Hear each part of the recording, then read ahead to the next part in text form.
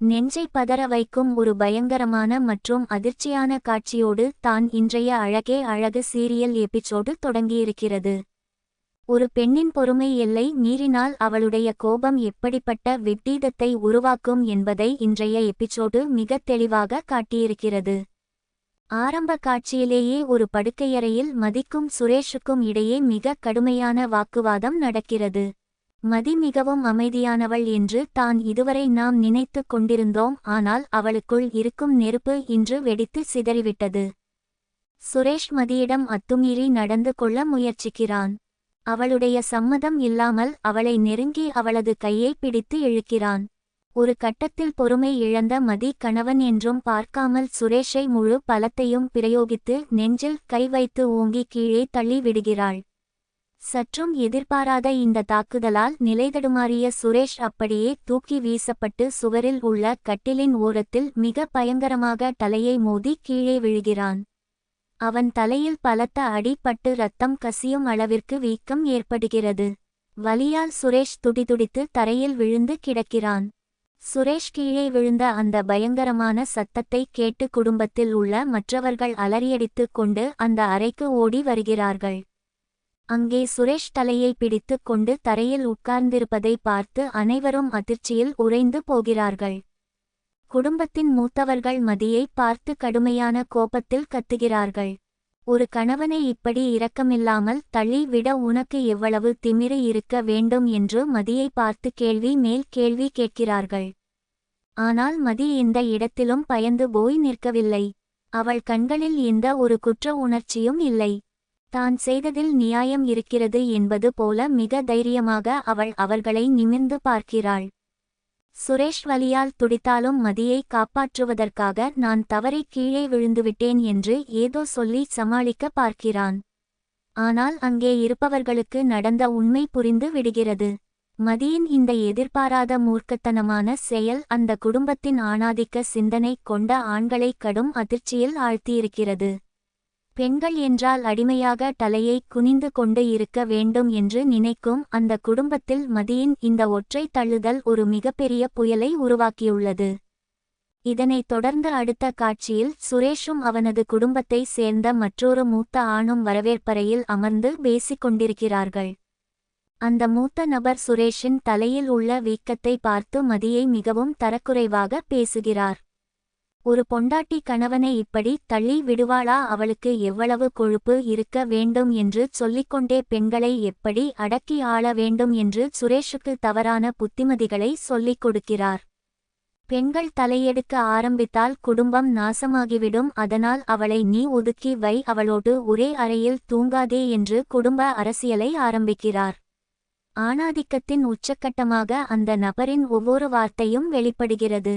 அப்போது அங்கே வரும் ஒரு பெண்மணி இவர்களை பார்த்து தேவையில்லாமல் குடும்பத்தில் குழப்பத்தை ஏற்படுத்தாதீர்கள் என்று எச்சரித்து விட்டு செல்கிறாள். ஆனாலும் அந்த ஆண்கள் மதியை எப்படி அடக்குவது என்றே திட்டமிட்டு கொண்டிருக்கிறார்கள்.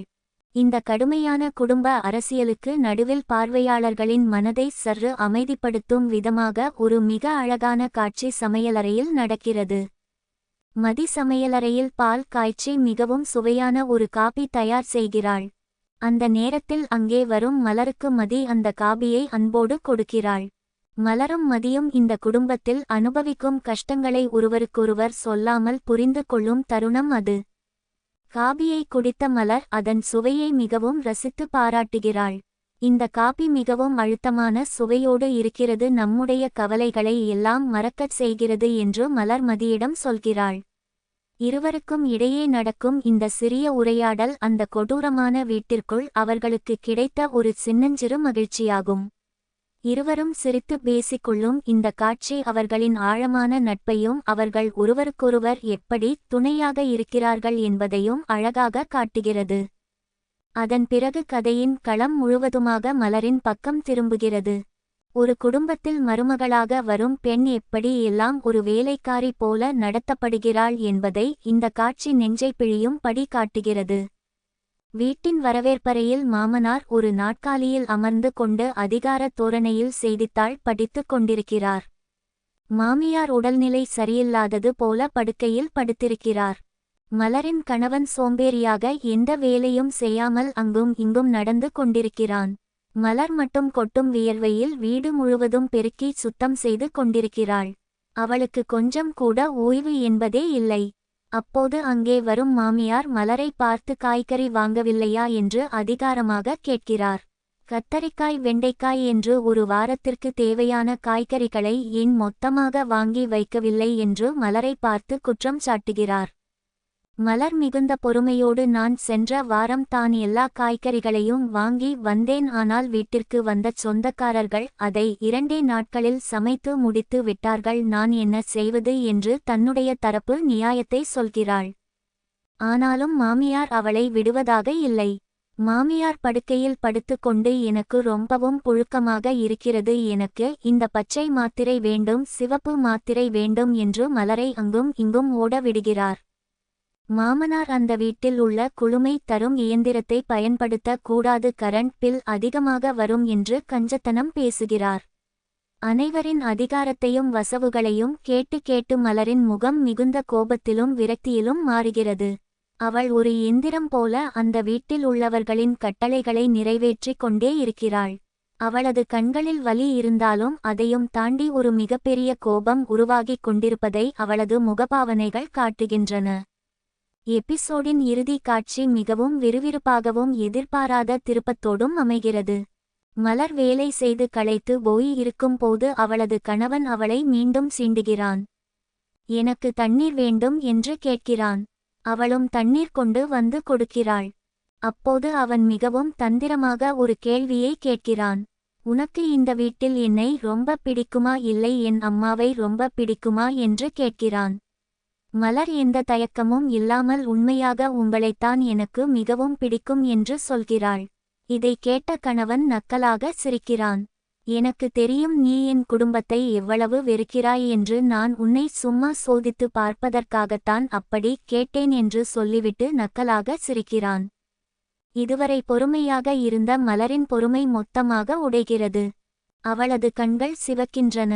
முகத்தில் அனல் பறக்கும் கோபம் வெளிப்படுகிறது. அவள் தன் கணவனை நேருக்கு நேர் பார்த்து ஒரு பயங்கரமான வார்த்தையை சொல்கிறாள். பெண்களை சும்மா சும்மா சோதித்து பார்க்காதீர்கள், அப்படி சோதித்தால் என்ன நடக்கும் என்று இன்று காலையில் நீங்கள் பார்த்தீர்கள் அல்லவா, உங்களுக்கு நினைவிருக்கிறதா என்று கேட்கிறாள். காலையில் மதி சுரேஷை தள்ளி விட்டதை தான் மலர் அவனுக்கு மறைமுகமாக ஞாபகப்படுத்துகிறாள். நீங்கள் என்னை இப்படி தேவையில்லாமல் சீண்டிக் கொண்டே இருந்தால் சுரேஷின் தலை எப்படி சுவரில் இடித்து வீங்கி போய் இருக்கிறதோ அதே போல உங்களுடைய தலையும் வீங்கி போகும் அளவுக்கு நான் திருப்பி அடிப்பேன் என்று ஒரு மரண பயத்தை காட்டும் எச்சரிக்கையை கொடுக்கிறாள். மலரின் இந்த தைரியமான வார்த்தைகளை கேட்ட அவளது கணவனின் முகம் அப்படியே அதிர்ச்சியில் உறைந்து போகிறது. அவனால் ஒரு வார்த்தை கூட பேச முடியவில்லை. பெண்கள் அமைதியாக இருக்கும் வரை தான் அமைதி, அவர்கள் கோபப்பட்டால் எந்த ஆணாதிக்கமும் அவர்கள் முன் நிற்க முடியாது என்பதை மலரின் கண்கள் அவனுக்கு உணர்த்துகின்றன. இந்த அதிரடியான காட்சியோடு இன்றைய எபிசோடு நிறைவடைகிறது.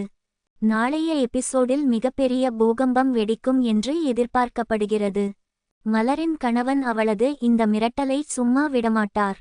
கண்டிப்பாக அவர் இதை தன் தாயிடமோ அல்லது தந்தையிடமோ சொல்லி வீட்டை ரணகளமாக்க வாய்ப்பு உள்ளது. அதே நேரத்தில் மதியால் அவமானப்பட்ட சுரேஷும் அவனது குடும்பத்தாரும் மதியை பழிவாங்க ஒரு மிகப்பெரிய சதித்திட்டத்தை தீட்டுவார்கள் என்பது உறுதி. மலரும் மதியும் இந்த ஒட்டுமொத்த குடும்பத்தின் ஆணாதிக்கத்தையும் எப்படி எதிர்கொள்ளப் போகிறார்கள், இந்த வீட்டின் இரும்பு கோட்டையை அவர்கள் எப்படி உடைக்கப் போகிறார்கள் என்பதை காண நாம் நாளை வரை காத்திருக்க தான் வேண்டும். தொடர் முழுவதிலும் பெண்களின் மன தைரியம் மிக ஆக்ரோஷமாக வெளிப்பட போகிறது.